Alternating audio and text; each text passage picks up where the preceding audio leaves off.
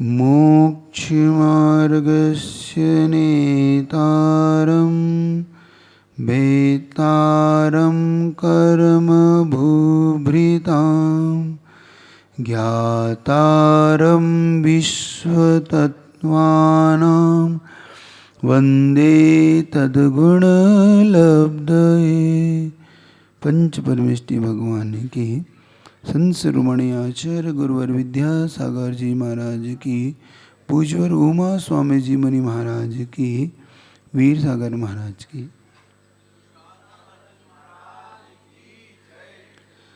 आपकी जो 25 क्रियाओं का वर्णन जो 5वें सूत्र में अपने साथ आया है, उसका वर्णन यहाँ पर अब अंतिम उसमें चल रहा है।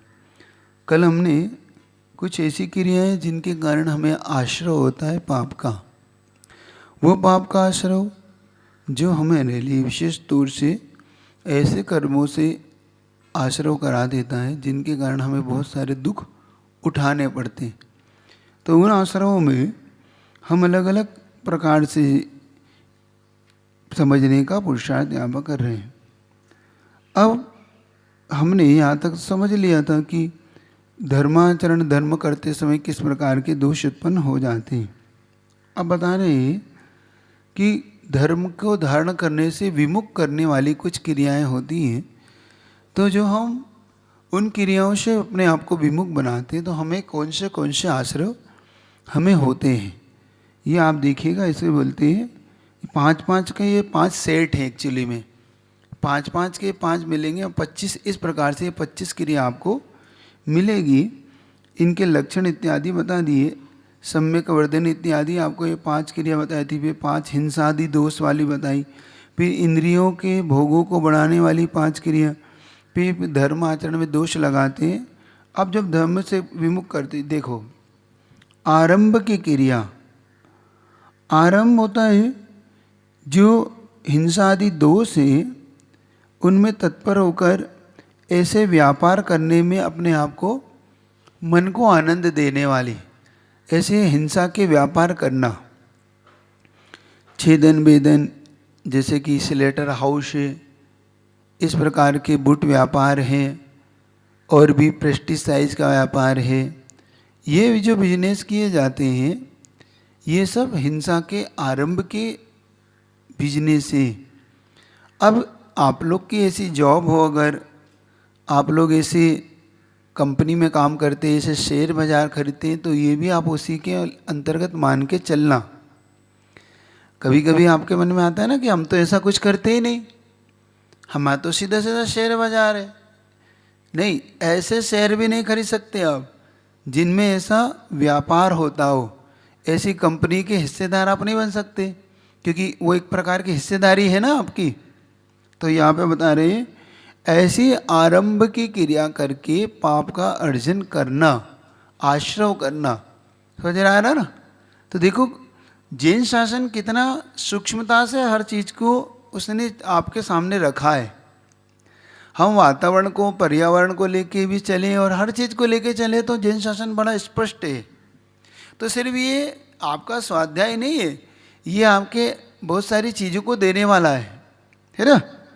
अब देखो परिग्रह को, पारिग्राहिक क्रिया, देखो निरंतर परिग्रह की जो चिंता लगी रहती है आपके अंदर, ये मेरा परिग्रह नष्ट ना हो जाए, ये मेरा परिग्रह मुझसे छूट ना जाए, ये कहलाती है पारिग्राहिक क्रिया। मतलब उसके प्रति जो आपकी आसक्ति का भाव बना रहता है, ये हमारे लिए भी आश्रय लाता है। जो है सो जो होना वो तो होगा, लेकिन उसके प्रति जो आसक्ति, जानते हो आसक्ति क्या होता है? मूर्छा का भाव जानते हो? देखो एक बात ये, चेतन द्रव्य अपन कहलाते हैं, लेकिन अचेतन का कितना तीव्र प्रभाव हमारे ऊपर है कि हमारा ब्लड प्रेशर बढ़ने लगता है, घटने लगता है। अचेतन वस्तु में कुछ घटित होता है और चेतन में ऊपर नीचे होता है। क्यों? आपका मोबाइल इधर गिरा और आपकी हार्ट बीट इधर ऊपर नीचे हुई, वस्तु तो अचेतन थी। अचेतन वस्तु का कितना तीव्र प्रभाव है हमारी चेतना के ऊपर। इससे समझो कि हम कितने अब खिलौने हो चुके हैं, मतलब हमारा कितना वजूद, कितना अस्तित्व हमारे हाथ में रहा और कितना इन परिग्रहों में हो चुका है। इसको पारिग्राहिक क्रिया बोलते हैं, है ना। हमारी चेतना पर उस अचेतन का कैसा प्रभाव डल रहा है ना। इधर धन वैभव चलो चेतन का चेतन पे हो तो फिर भी समझ में आता है कि महाराज क्या करें, पिता हैं, पुत्र हैं, पत्नी है, अब इनकी चिंता रहती है। लेकिन अचेतन का क्या प्रभाव आपके ऊपर, ये कहलाती पारिग्राहिक क्रिया। मतलब उस परिग्रह का हमारे ऊपर कितना जबरदस्त असर है, कितना हम उससे प्रभावित हैं और कितना उसमें डूबे हुए कि वो हमारे ऊपर, हमारे इस चेतना को उसने कुंठित बना दिया, यहाँ तक कि हमारी प्राण तक चले जाते हैं। चले जाते कि नहीं। जरा सा भाई घाटा लगा और आदमी के प्राण पखेरु उड़ गई, इतना टेंशन, इतना डिप्रेशन। और ये रियल में हम लोगों ने देखा है, मैंने तो अपने जीवन में यहाँ तक देखा कि उसे ब्रेन हेमरेज हो गई, अटैक आ गई, वह तुरंत प्राण पखेरु चल गई। क्यों? किसी ने उनके धन को हड़प लिया और ऐसी खबर लगते ही उनके प्राण पखेरु चले गए। मतलब वो धन कितनी आसक्ति में आपको, कितना उसके प्रति, किसी ने कहा कि भाई आपकी गाड़ी वहाँ पर किसी ने ठोक दी या जो कुछ हुआ, इतना ज़्यादा गुस्सा, इतना ज़्यादा हाइपर हो रहे हैं कि अब ब्लड प्रेशर इतना बढ़ रहा है कि अब जीने मरने की नौबत आ रही है। तो ये कितना हमारे ऊपर प्रभाव है, समझ रहे हो आप लोग। तो अपने आप को इस पारिग्राहिक क्रिया से जो आश्रय हो रहा है वो हमारे मन वचन काय की जो क्रिया हो रही उसके कारण समझना। एक होती है माया क्रिया, हम छल कपट जो करते हैं, हमारे अंदर जो मायाचारी का भाव आता है, दूसरे को ठगने का भाव, ज्ञान और दर्शन में आदि में छल कपट करना, ये भी माया क्रिया कहलाती। कौन सी क्रिया कहलाती है, समझ रहे हो। तो ये माया क्रिया भी पाप का आश्रय कराती है। मिथ्या दर्शन क्रिया, मिथ्या दर्शन यानी अभी तक तो हम स्वयं मिथ्यात का आश्रय लेते थे, अब हम दूसरे के मिथ्यात की प्रशंसा जो कर जाते हैं, करते हैं ना आप लोग। हमसे तो अच्छा वही है, कम से कम। कभी कभी ऐसा तीव्र भाव आ जाता है कि वहाँ पर देखो कितना अच्छा है। अब आपके इस प्रश्न का उत्तर यहाँ से लेना, जो आप पूछते हैं महाराज घूमने तो जा सकते हैं, हम आप नहीं झुकेंगे, लेकिन हम घूमने देखने जा सकते हैं। तो जाने पर वहाँ पे प्रशंसा का भाव आता है कि नहीं, कितना अच्छा बना हुआ है, हमसे तो कितना अच्छा है, ये भाव आता है कि नहीं, ये फीलिंग आती है कि नहीं है। हमसे तो वहाँ कितनी अच्छी धर्मशाला है, हमसे अच्छा कितनी अच्छी सुविधाएं उनके यहाँ, ये आपकी प्रशंसा का भाव आया कि नहीं। ये प्रशंसा मिथ्या क्रिया के अंतर्गत मिथ्या दर्शन क्रिया है। ये आप इसकी प्रशंसा भी नहीं उच्चार सकते, है ना। अब इसका मतलब कोई द्वेष माने, ये गलत बात है। देखो, हम गलत का समर्थन और गलत की प्रशंसा, हम गलत नहीं करते, लेकिन आप ठीक करते हो ऐसा कह सकते हैं। मैं तो चोरी नहीं करता, लेकिन वो चोरी ठीक है, करना चाहिए, कोई बात नहीं, ये ठीक है प्रशंसा। ऐसे ही मैं तो मिथ्यात्व नहीं पूछता, तुम कर सकते हो, ठीक है, तुम देख लो अपना कर लिया करो, कोई बात नहीं, मेरा त्याग है, ऐसा ठीक है ना। ये ठीक नहीं है। इसीलिए यहाँ पे कहा कि ऐसी मिथ्या क्रियाओं के समर्थन नहीं करना। कभी कभी आ जाता है समर्थन, ऐसी मंदिरों में जाके, ऐसी जगहों पे जाके मन में जो हमारे फीलिंग आती है कि ये कितना अच्छा है और कितना बढ़िया है, कितनी सुविधाएं, कितना सुंदर है, ये मिथ्या क्रिया का अंतर्गत आने वाला भाव है। तो इसको बोलते हैं मिथ्या दर्शन क्रिया। समझ रहे हैं आपको, किसी को पूछना तो नहीं है, समझ लेना, इसमें बहुत सारी चीज़ें हैं। तो कुछ लोग प्रश्न ऐसा करते हैं, महाराज जैसे हम ताजमहल देखने जाते हैं वैसे हम वो देखने चले गए, अब वो क्या, वो आप समझते क्या? जैसे हम कुतुब मीनार देखने जाते हैं, हम इंडिया गेट देखने जाते हैं, ताजमहल देखने जाते हैं, खजुराहो की गुफाएं देखने जाते हैं, एलोरा की गुफाएं देखने जाते हैं, ऐसे हम वो चले जाते हैं। तो ये क्या प्रॉब्लम है? क्या मैं पूछता हूँ ताजमहल के सामने तो नमोकार बंद पड़ते हो क्या, सिर झुकाते हो, लेकिन वहाँ झुकाते हो। आप वहाँ जाके भयभीत एकदम ऐसे हाथ जुड़ते हैं, नमो रिंदा नमो। अब आपने कहा कि महाराज वहाँ पे नमोकार मंत्र पढ़ रहे हैं हम, तो क्या वो नमोकार मंत्र पढ़ने का पात्र था जिसके सामने आपने पढ़ा? क्या पंचपरमेष्ठी था वो? तो आपकी मिथ्या क्रिया है कि नहीं? मिथ्या क्रिया समझना, मिथ्या दर्शन क्रिया समझ में आ रही है आपको? जो समीचीन नहीं है वो मिथ्या है, उसे हमने जो अपनाया, एक्सेप्ट किया, ये सब मिथ्या क्रिया है। आ रही बात समझ में कि ऊपर से जा रही? आ रही ना? हाँ। तो इस प्रकार से मिथ्या दर्शन, मिथ्या क्रियाओं का ना सपोर्ट करना। कुछ लोग कहते हैं महाराज हम उन्हें दे दे तो, उनके साथ हो ले तो, वो भी तो हमारे यहाँ आते हैं। एक प्रश्न ये उठता है, क्या महाराज वो भी तो हमारे यहाँ आते हैं इसलिए हम उनके यहाँ चले जाते हैं। भैया उनके आने से तो उनको तो लाभ है, क्योंकि उन्हें वीतरागता का लाभ हो रहा है, आपको घाटा है। समझ रहे हो कि नहीं? बात समझ में आ रही है कि नहीं? हाँ, प्रश्न को समझना। हाँ नमोस्तु महाराज। Hello hello. हाँ जी। हाँ महाराज जी, जब भौतिक जीवन में देखते हैं तो सबसे बड़ा कन्फ्यूज़न ये होता है कि जैसे सपोज मैं और मेरा एक दोस्त है दोनों, और जब हम कोई भी मिथ्या बात या इन चीज़ों से बचना चाहते हैं तो पॉइंट ये आता है कि भाई हम तो प्योर जैन भी फॉलो नहीं कर पा रहे, जो 4 नियम होते हैं, और अष्टमूल गुणों का पालन भी नहीं कर पा रहे, तो हम उन चीज़ों की चर्चा या उनसे दूर रहना, आना, मतलब कुछ भी बोलना उस बारे में ठीक नहीं है। तो ये कैसा? दो चीजें, एक आस्था का विषय है और एक चारित्र का विषय है। दो चीजें जो आपने कही कि मैं रात्रि भोजन फॉलो नहीं कर पा रहा हूँ, मेरा चारित्र का मैटर है, ये मेरे चारित्र में कमी है। लेकिन मेरी आस्था भी मिथ्या हो जाए ये तो ठीक नहीं ना। मतलब मैं इतना तो स्वीकार कर रहा हूँ कि मैं गलत हूँ, किस विषय में, कि मैं पालन नहीं कर पा रहा, लेकिन ये भी पालना भी मेरे जिसका फॉलो करना है वो भी मेरा गलत हो जाए तो गड़बड़ है। जैसे मेरा टीचर मैथ्स का होना चाहिए, मुझे मैथ्स नहीं आती, मेरी प्रॉब्लम है, लेकिन मैं टीचर साइंस मैथ्स की जगह मैं हिस्ट्री का ले लूँ, ये तो गड़बड़ है। मैं टीचर तो सही चुनूंगा कि नहीं? मैथ्स नहीं आना मेरी कमजोरी है, क्योंकि मुझे गणित नहीं आता, मैं गणित में वीक हूँ, लेकिन मैं टीचर, कोई बात नहीं गणित नहीं आता तो मैं हिस्ट्री की टीचर ले लूँ, ये तो कोई बात नहीं हुई ना। बात है नहीं, टीचर तो मैं मैथ्स से कहीं रखूंगा। तो मैं वीतरागता की आस्था तो वीतरागता में रखूंगा, फॉलो मेरा चारित्र नहीं हो पा रहा, ये मेरी कमी है। समझ में, प्रश्न समझ में आ रहा है? नहीं है उत्तर समझ में आ गया?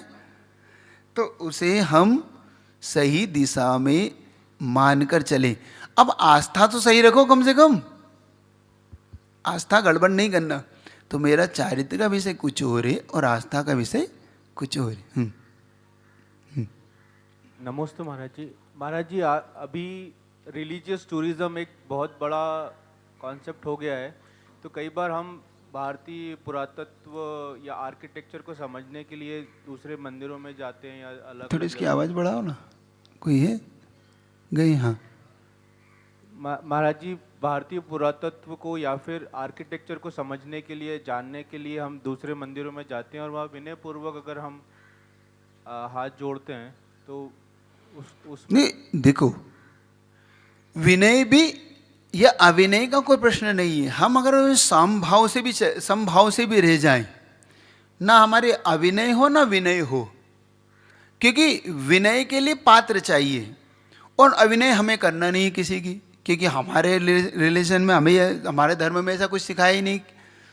लेकिन विनय किसकी करना ये तो सिखाया है हमें, लेकिन अविनय नहीं करना ये हमारा एक आदर का वो भी भाव है अंदर का कि नहीं, तो ये तो मैं कहता हूं कि अविनय तो हमें किसी की नहीं करना, लेकिन विनय किसकी करना, ये मेरा पॉइंट तो होना ही चाहिए।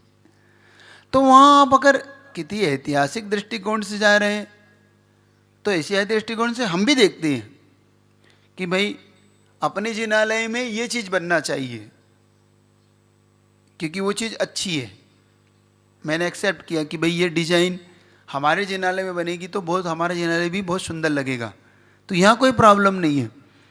लेकिन ये जिनालय अच्छा है, ये मैं किसी सट आयतन की प्रशंसा नहीं कर सकता। तो आयतन की प्रशंसा करना और अपने आयतन को अच्छा बनाना, अनायतन की प्रशंसा नहीं करना, लेकिन आयतन की हम चीज अच्छी कर सकते हैं।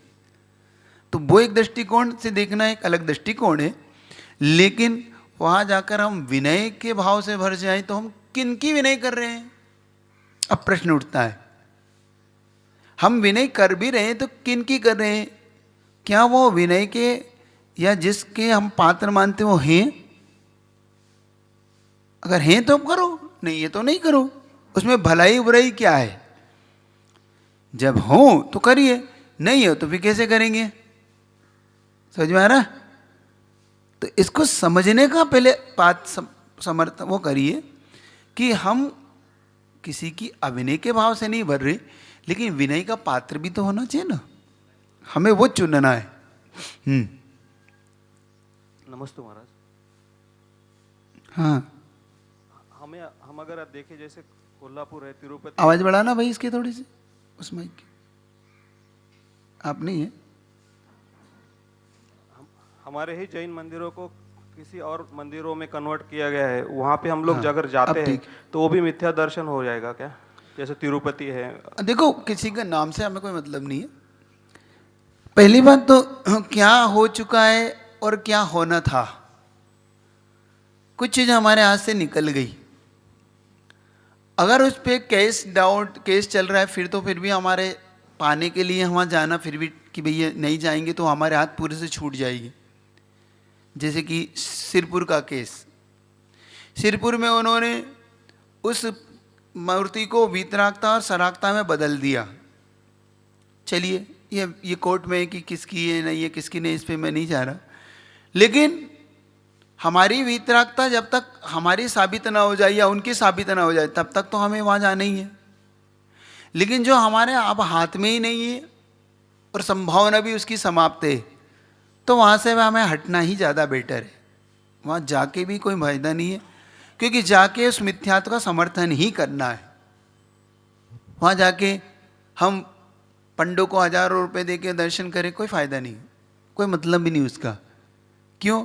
क्योंकि उनको ही पुष्ट करना है, उनको पोषण करना है, उनका पोषण करना है। क्यों मिथ्यात्व का पोषण करना है? क्यों उसकी उसे, तो उससे बचना ही बेटर है। मैं ऐसा मानता हूँ कि उससे दूर रहें तो ही ठीक है, क्योंकि अंतोगत तो वो विवाद का ही सब्जेक्ट होना है और हमारे हाथ से जा चुका है। सरकार भी उनकी तरफ हो चुकी है, सरकार ने भी उन्हें सौंप दिया है। तो अब हमारे पास एक ही मैटर है कि हम माध्यस्थ भाव, जो हमारा एक हमेशा से रहा है जैन शासन में, कि हम माध्यस्थ भाव से जिए। जो हो चुका उसके प्रति अब हमारा कोई ज़्यादा उसको ना करे, तो क्योंकि कभी कभी सत्ता का भी एक प्रयोग होता है, कभी कभी जनसंख्या का भी एक प्रयोग होता है। तो वो हमारे साथ थोड़ा सा ये कमजोरी कि हमारी जनसंख्या भी कम है और सत्ता भी वो इन्हीं के पास है। तो इससे अच्छा है कि हम शांति से अपना धर्म ध्यान करें। और जैन शासन ने हमेशा ऐसा किया है और उसका बड़ा प्रभाव भी पड़ा। एक संदलपुर गांव, कभी आपने नाम सुना होगा, खाते गांव के पास है। तो संदलपुर की घटना है कि पहले वहाँ पे जैनियों लोग वहाँ पर रहते थे और जैनियों ने वहाँ पर एक जिनालय बनाया था। लेकिन वहाँ के राजा और वहाँ की प्रजा के द्वारा उस जिनालय में अन्य मूर्ति स्थापित कर दी गई वीतराग भगवान को छोड़ के। जब जैनियों ने राजा से कहा कि हमारे भाई जिनालय को हमें दिया जाए, तो वहाँ के शासनकार ने कहा कि भाई अब मैं जिनालय तो नहीं दिला पा सकता, लेकिन तुम मंदिर बना लो, मैं तुम्हें धन दे सकता हूँ। तो जैनियों ने कहा तुम हमें धन की वो मत बताओ, पैसा तो हमारे पास भी है, लेकिन हमारा न्याय करो। अन्याय नहीं करो। तो राजा न्याय नहीं कर पाया, राजा उन्हें न्याय नहीं दे पाया, तो वहाँ से जैनी उठ के सब खाते गांव आ गए, सारे लोग खाते गांव आए, बहुत से लोग वहाँ से। और आज खाते गांव चमन है और वो उजाड़ टाइप हो गए। क्यों? क्योंकि आप अन्याय करोगे किसी के साथ। तो जैन शासन में और जैनियों में, जो जैन शासन को मानने वाले लोगों में अभी इतनी कुवत बाकी है, क्योंकि वो अपनी कुवत से जीते हैं, वो किसी के आश्रय से नहीं जीते। आपको हम फॉलो करते, इसका मतलब आप हमारे साथ अन्याय करोगे क्या? तो हमें उसका भी ध्यान रखना। न्याय और अन्याय अपनी जगह, तो न्याय चाहिए हमें, तो न्याय दीजिए। हमने किसी का हक तो नहीं गंवारा, तो हमारा अधिकार के साथ क्यों, हमारे धर्म के साथ ऐसा क्यों? जब आप एक तरफ ये कहते हो कि सबको धर्म पालन करने का अधिकार है, तो फिर हमारे धर्म का पालन करने में अन्याय क्यों होता है? न्याय करिए। नहीं करोगे तो हम उसका समर्थन नहीं करेंगे। नहीं किया, आज भी खातेगांव चमन हुआ, आज जैन वहाँ आके बसे और खातेगांव को उन्होंने बहुत ऊंचा उठाया, तो आज है, तो हेता है। तो हम इस प्रकार से उसमें मध्यस्थ भाव रखते हैं। तो इसका मतलब कायर नहीं है। अब कोई इसको लेता है कि कायर, तो ये कायर पना नहीं है, ये हमारी अहिंसा है, हमारी समता का ये भाव है, इसको मान के चलिए। अब आगे की क्रिया को समझ में आया ना यार? हाँ, इसको कायराना हरकत न मत मानना कभी भी क्योंकि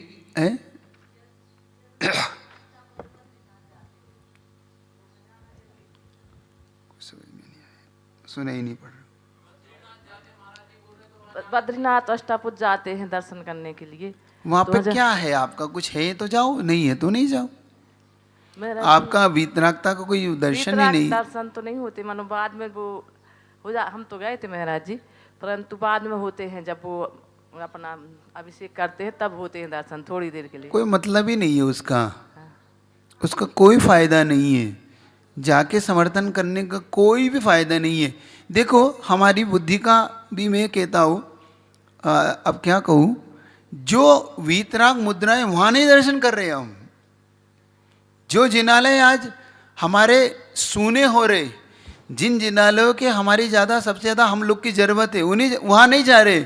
जो जिनालय हमारे हाथ से निकल गए उनके प्रति हम, देखो ये भी एक हमारा कैसा भाव है।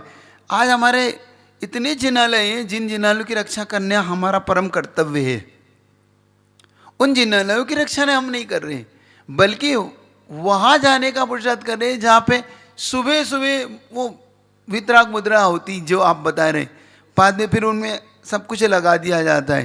मतलब हमारा इंटरेस्ट भी कहाँ है? देखो तो जो अच्छे हैं 24 घंटे वितराग मुद्रा में, उनकी उपेक्षा, वहाँ तो हम जाना नहीं चाहते। मैं कहता हूँ वहाँ जाओ जैन की आपको सबसे ज़्यादा ज़रूरत है। समझ में आ रही बात?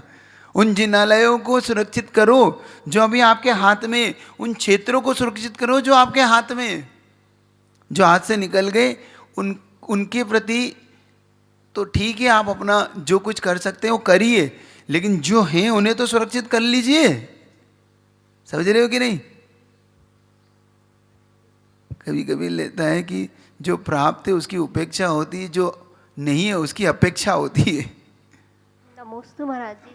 महाराज जी ऐसा लगता है ना कि एक बार जाके वहाँ से गए भगवान तो दर्शन करें, वहाँ देखे तो मतलब कैसी जगह है क्या है, तो भी नहीं भाव बनाए। देखो वहाँ जाके अगर कोई देखना भी है तो हमारा समर्थन किसको हो रहा है ये देखो पहले। हम अगर मिथ्यात को समर्थन हो रहा तो बचना चाहिए। और वहाँ पे महाराज जी और भी मंदिर वगैरह है अपने हैं, वहाँ है तो वहाँ कर दे दर्शन, वहाँ तो कोई प्रॉब्लम, मैंने पहले ही कह दिया। भी है, मंदिर जी भी हाँ वहाँ तो कोई, उसको तो कोई प्रश्न चिन्ह नहीं है वहाँ पे। तो मेरा प्रश्न चिन्ह तो वहाँ है जहाँ पर हमारी मिथ्या क्रियाओं का समर्थन होता हो। ठीक है। और गिरनार जी के लिए मतलब अभी चल रहा है तो वहाँ तो जा सकते हैं। जाओ, किसने मना किया? मैंने कब मना किया? वो प्रश्न पूछने का तो कोई प्रश्न नहीं था। प्रश्न तो वो करो जो जिससे कि आपका सही समर्थन हो। ठीक है, तो उसके समर्थन को मना नहीं है। जहाँ पर आपका अधिकार है वहाँ पे अधिक संख्या में जाके आप ये जता सकते हैं कि हमारा ये आज भी क्षेत्र है, वहाँ की उपेक्षा मत करो, लेकिन जहाँ से आप पूर्व कुछ ही सब कुछ ही अस्तित्व मिट चुका है, वहाँ पे जाके विवादित होने से अच्छा है कि जो विवादित नहीं है उन्हें सुरक्षित कर ले, है ना। कभी कभी आप कहते हैं ना, सारा जाता देख तो आधा लीजिए बाट, तो अब आधा बांटा है उसे तो सुरक्षित करो नहीं तो वो भी चला जाएगा पूरे के पाने के चक्कर में, कभी कभी वो भी खो देते हो। तो ये कहलाती मिथ्या दर्शन की। अप्रत्यय ज्ञान की क्रिया। अब क्या है, संयम घाती कर्म के उदय के विषयों का त्याग नहीं करना अप्रत्याख्यान क्रिया है। जैसे कि एक तरफ तो आप संयम लेना चाहते हैं कि मैं संयम लूं, मेरा संयम बढ़े, और एक तरफ आप असंयम की जगहों पर चले जाते हैं, ये कहलाता है संयम घाती क्रिया। आप अगर असंयम से बचने का पुरुषार्थ करते हैं तो असंयम की जगहों से भी पुरुषार्थ करना होगा आपको, क्योंकि वो आपके अंदर असंयम के भाव पैदा करेगा। जैसे कि हम अगर संयम लेना चाहते हैं, पालना चाहते हैं, तो हमें ऐसी चीज़ों से देखना, ऐसी चीज़ों को सुनना, ऐसी चीज़ों की चर्चा करने से बचना चाहिए। अगर संयम पालना चाहते हो तो हम असंयम कि लोगों की तरफ झुकेंगे तो असंयम का भाव आएगा अंदर, है ना। उसे देख के मन आपका अपने आप ही मेला होगा, मन में कसलूसा के भाव आते। तो ऐसे द्रव्य क्षेत्र काल से बचना चाहिए। अगर नहीं बचते तो संयम घाती कर्म का उदय कहलाता है। मतलब ये उस तरीके की फीलिंग आपके अंदर पैदा करता है।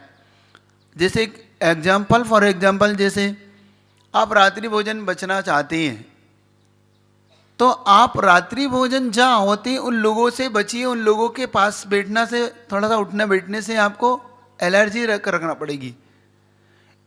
आप दिन में तो उनके साथ रहिए, रात में वो भोजन कर रहे हैं तो उस जगह से हटिए, क्योंकि वो आपके मन को खलूषित करेगा। अरे खा लो, कुछ नहीं होता। पहले तो शुरुआत कैसी होती किसी भी चीज़ की मैं आपको बताता हूँ।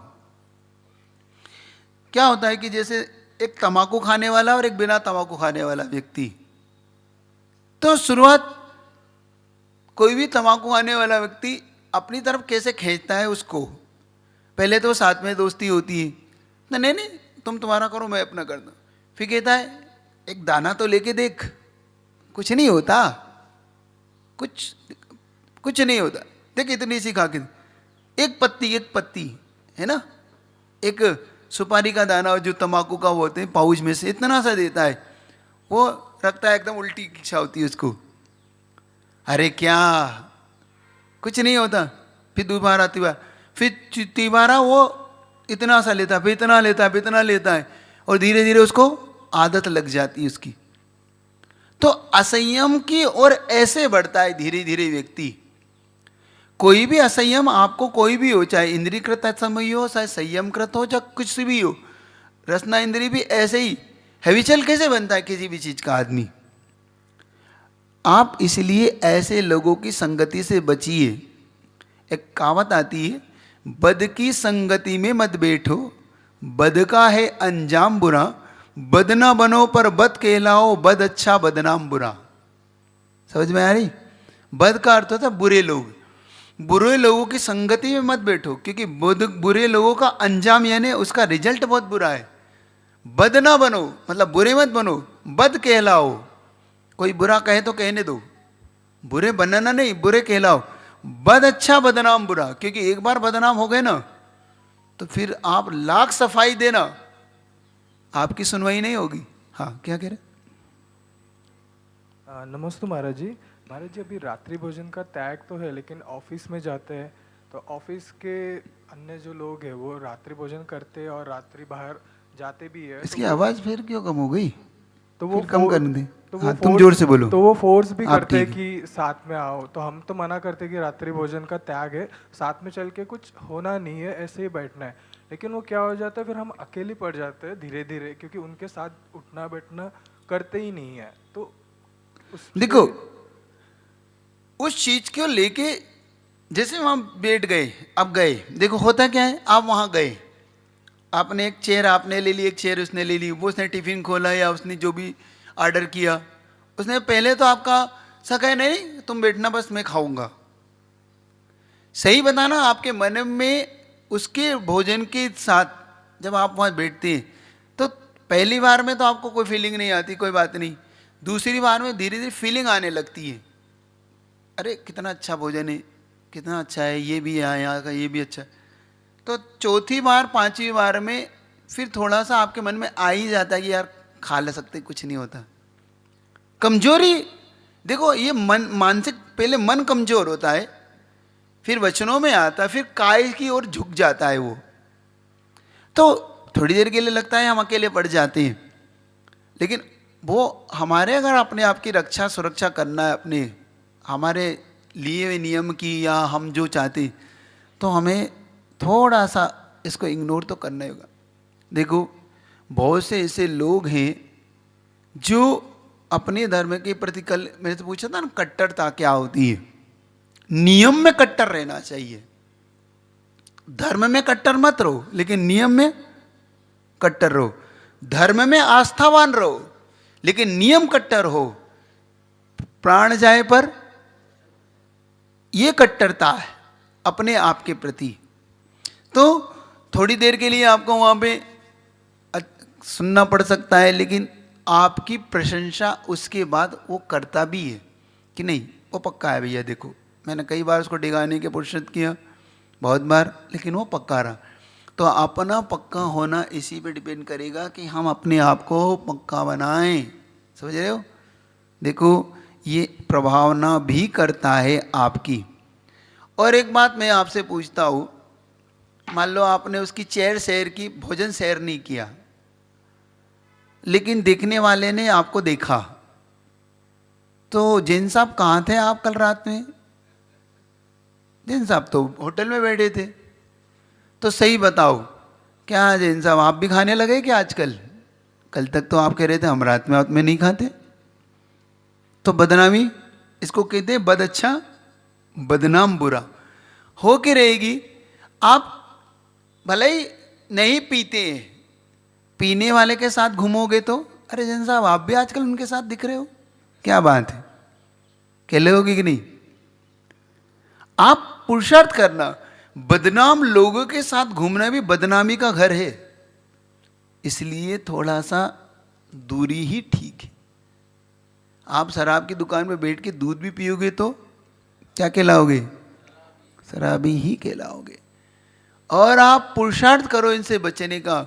इसलिए भैया आप अपनी जगह है, मैं अपनी जगह। मैंने पहला हमेशा एक ही चीज़ कहता हूँ, दोस्ती पक्की, खर्चा अपना अपना। दोस्ती पक्की है भाई देखो, लेकिन जहाँ आस्था का विषय है, जहाँ मेरे नियम का विषय है, वहाँ मैं दृढ़ हूँ। ठीक है, चलिए आगे बढ़ता हूँ। तो ये प्रत्याख्यान की क्रिया, इस प्रकार से ये हमारा सूत्र हुआ। अब अगला सूत्र आपके सामने आ रहा है कि जो आश्रमों में विशेषता किस चीज़ से आती है, जो हमें पाप का बंध होता है, वो और कौन से भावों से होता है? जो आपका प्रश्न हमेशा उठता है, वो प्रश्न आप यहाँ पे उत्तर दे रहे हैं आचार्य परमेष्ठी। क्या महाराज पाप का आश्रव एक जैसा होता है कि कम ज़्यादा भी होता है? और कम ज़्यादा होता है तो किन कारणों से होता है, वो बता रहे हैं यहाँ पर। हम पाप एक जैसा करते हैं महाराज। जैसे मैंने रात्रि भोजन किया, तो क्या उस रात्रि भोजन का आश्रव एक जैसा होगा कि अलग अलग होगा? पाप एक ही होगा कि अलग अलग होगा? मैंने आज किसी के साथ झूठ बोला, तो क्या वो झूठ का आश्रव एक जैसा होगा कि कम ज़्यादा होगा? कम ज़्यादा हो सकता है कि नहीं हो सकता है ना? एक ही व्यक्ति के रिजल्ट अलग अलग होते हैं, वो यहाँ पर बताया जा रहा है। बहुत अच्छा सूत्र है, ये गजब का सूत्र है, इसको देखिएगा। सूत्र नंबर 6 निकालिएगा। पहले इसको मैं आपको उच्चारण कराऊंगा, फिर इसके भाव को बताऊंगा। तीव्र मंद ज्ञाता ज्ञात, तीव्र मंद ज्ञाता ज्ञात, भावाधिकरण वीर विशेषस विशेषेभ्यस विशेषेभ्यस तद विशेषाः। हाँ सूत्र पूरा कर रहा हूँ, इसको अच्छे सुनिए फिर आप उच्चारण करना। तीव्र मंद ज्ञाता ज्ञात भावाधिकरण वीर विशेषेभ्यस्तद विशेषाः।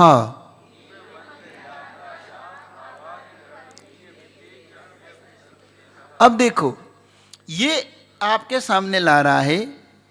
तीव्र का मतलब होता है, आप एग्रेसिव होते हैं ना, जो आपके अंदर एकदम तीव्रता आती है, एकदम, ये तीव्र भाव। मंद भाव, कोई बात नहीं भैया, शांति से बात करिए, क्या बात है, ये मंद भाव। तीव्र भाव, मंद भाव। ज्ञात भाव यानी जान लेना, जानकर हाँ पता पड़ गया ये पाप है। अज्ञात भाव, महाराज पता नहीं था ये पाप है, महाराज मुझे ये जानकारी में नहीं था अभी तक, अब जानकारी हो गई कि ये पाप है। अधिकरण, अधिकरण मतलब किन कारणों से, उसका आधार क्या है जिनसे आप पाप कर रहे हैं। जैसे डंडे से हिंसा की, कि चाकू से हिंसा की, कि किसी रस्सी से की, जहर से की, या हाथ से मारा, तो अधिकरण हो गया ना अलग अलग। ऐसे ही पूजा का, हम चांदी की थाली में कर रहे थे, हम सोने की थाली में कर रहे थे, हम पीतल में कर रहे थे, तांबे में कर रहे, ये अधिकरण। तो ये अधिकरण। फिर वीर यानी शक्ति, हमारी कितनी शक्ति थी, महाराज हमारी इतनी ही शक्ति है, तो ये शक्ति विशेष हो गया। तो अधिकरण विशेष, शक्ति विशेष, तद विशेषास, उस पाप के आश्रम में उससे विशेषता आती है।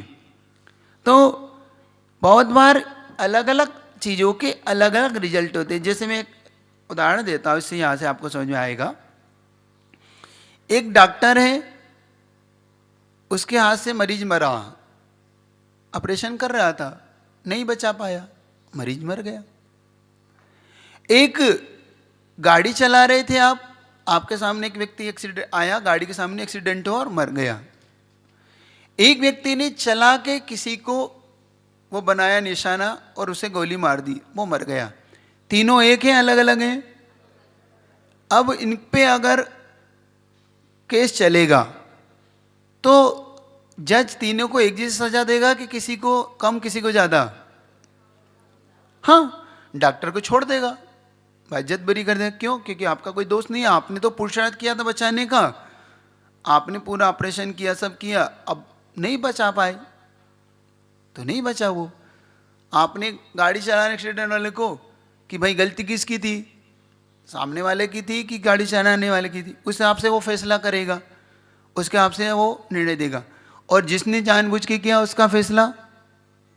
ऐसे ही यहाँ पर तीव्र भाव के साथ किया हुआ कार्य, मंद भाव के साथ किया, तो यहाँ पर अपने को हर चीज लगाना कि जो कुछ हम कार्य करते हैं उसके साथ हमारा परिणाम कैसा है, हमारा भाव कैसा है।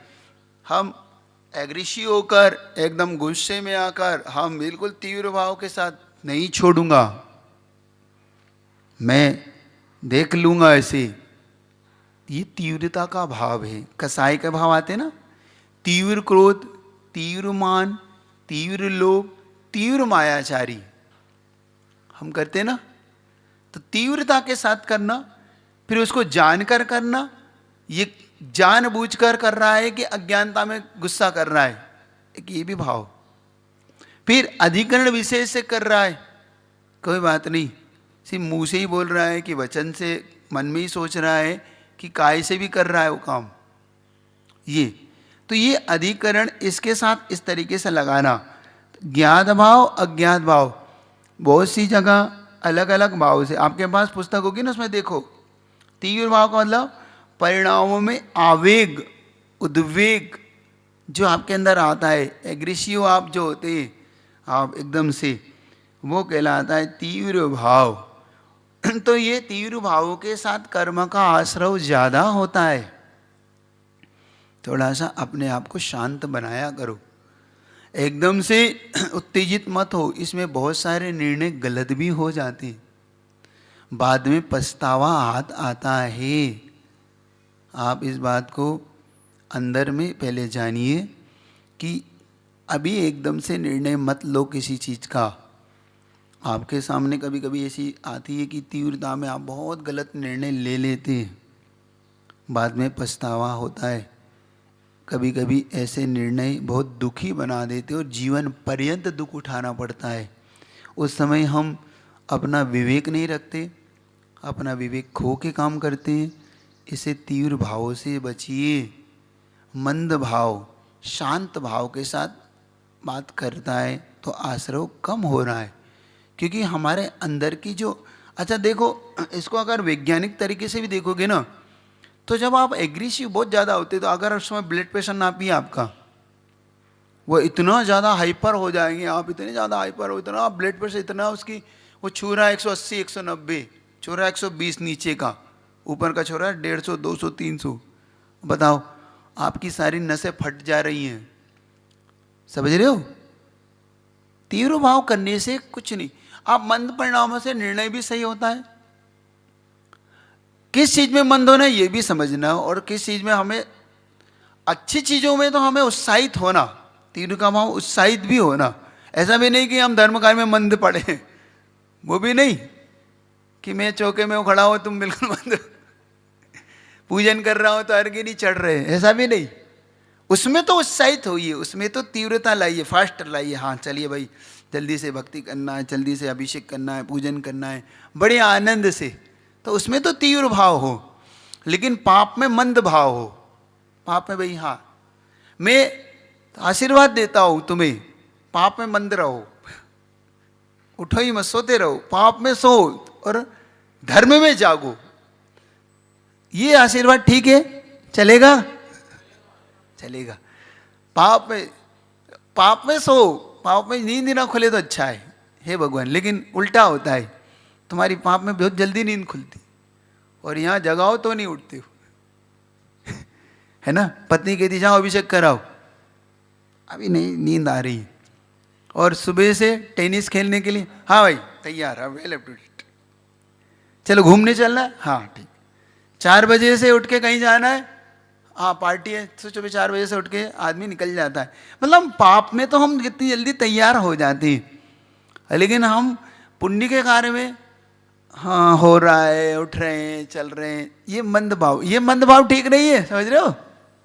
अधिकरण विशेष पाप के लिए तो हम अच्छे से अच्छी थालियां हो, अच्छे से अच्छे, और भगवान की पूजा के द्रव्य की सामग्री, ये अधिकरण विशेष समझना। यहाँ इससे समझ में आएगा कि क्यों महाराज कहते हैं कि बढ़िया से बढ़िया द्रव्य, बढ़िया से बढ़िया थाली, क्योंकि अधिकरण विशेष से आपका पूजा में उत्साह आता है। जैसे मैं आपसे पूछूं, आपके सामने एक स्टील की सुंदर सी थाली हो, पड़ोसी की चांदी की थाली हो, और एक सोने की थाली हो, तीनों में से आपको भोजन करने में आनंद किस में आएगा? जो है सो सही बताओ बस। कोई कहे कि देखो ये सोने की थाली है बढ़िया, और वास्तव में है भी वो ओरिजिनल सोने की बढ़िया, और एक चांदी की चमचमाती थाली हो, एक थाली स्टील की है, तो आनंद किस में आएगा आपको? सोने की थाली में। कि भोजन तो करना ही है, पीतल में कर लो ना आदि स्वादिष्ट भोजन में ही मजा आएगा, लेकिन आनंद किस में बढ़ रहा है? स्टील में कि सोने में? पेट भोजन से ही भरना है। तो ये फिर आप पूजन करते समय ये क्यों कह देते हो? क्या फर्क पड़ता है चांदी से करो कि पीतल में करो, स्टील में करो? नहीं, अधिकरण विशेष, उससे हमारा उत्साह बढ़ता है। नहीं नहीं मैं, और ये बहुमान है एक्चुअली में, ये अहंकार नहीं है, मद नहीं है। मैं सोने की थाली, ये मद नहीं है, ये मेरे प्रभु का बहुमान है। तो क्या बहुमान है इसमें? मेरे प्रभु की वैल्यू कितनी है? मेरे प्रभु स्टील की थाली के लायक नहीं है, मेरे प्रभु स्वर्ण की थाली के लायक है कि उनकी स्वर्ण में पूजा की जाए, वो मेरे अंदर का बहुमान है। बहुमान है ये। जैसे आपके रिश्तेदार आते हैं, तो अगर घर में बर्तन हो तो वैसे तो आप स्टील में खाते हो, लेकिन रिश्तेदार आ जाए तो फिर कौन सा सेट निकलता है? चांदी का है, घर में तो निकलेगा ही, घर में व्यवस्था है, चांदी का सेट है। तो किस में 4 रिश्तेदार आए तो भाई लगाइए, निकाल लो आज चांदी के सारे बर्तन। क्यों? क्योंकि आज तो हमारे भगवान की कीमत उन रिश्तेदारों से कम थोड़ी है, वो तो 3 लोग के नाथ है। तो उनके लिए फिर कौन सा सेट होना चाहिए? यस, ये होना चाहिए बहुमान। मेरे गुरु आए तो कौन से बर्तन में हारदान होना चाहिए? है उनका पाद प्रक्षालन किस में करूं मैं? सोने में, चांदी में, अच्छे श्रेष्ठ उपकरणों में करूंगा। अब मेरी जितनी शक्ति उसकी अनुसार, अब जिसकी शक्ति पीतल की वो पीतल में, जिसकी सोने में सोने में, जिसकी चांदी में चांदी में, लेकिन करूं तो अरे क्या फर्क पड़ता है, किसी में कर दो। तो ये अधिकरण विशेष नहीं है ना, इसीलिए पुण्य और पाप में भी फर्क आ रहा है। देखो आपके पुण्य पाप में कहाँ चेंजेस आता है, इसको समझना। इतना ही रखता हूँ, आपका समय हो रहा। ये बहुत अच्छा सूत्र है, कल इसकी विशेष व्याख्या अपन समझेंगे कि अधिकरण विशेष और क्या क्या होते हैं, तीव्र मंद भाव क्या, वीर विशेष क्या होता है ना। ये बहुत अच्छा सूत्र है, ये आपके लिए कल करेगा। तो इतना ही रखूँगा। चलिए, आचार्य गुरु विद्यासागर जी महाराज की जय। परम पूज्य श्री विशाल